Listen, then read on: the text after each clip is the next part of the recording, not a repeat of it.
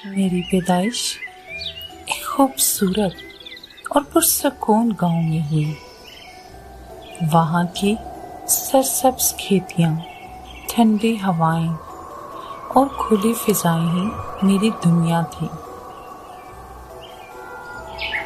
मैं दिन भर नरम नरम घास खाता और शाम ढले सुकून से सो जाता।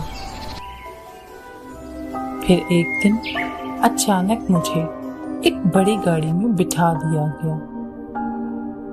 जब गाड़ी जाने लगी तो मेरा प्यारा गांव आहिस्ता आहिस्ता मेरी नजरों से ओझल होने लगा।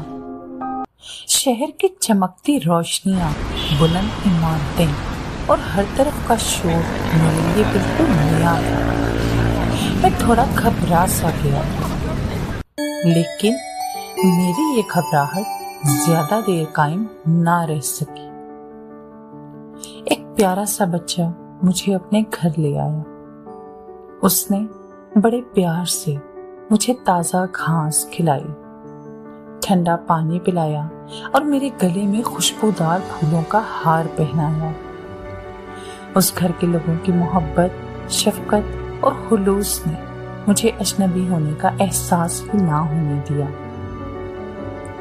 अब आहिस्ता आहिस्ता मुझे यूं महसूस होने लगा जैसे मैं भी उसी घर का हिस्सा हूं।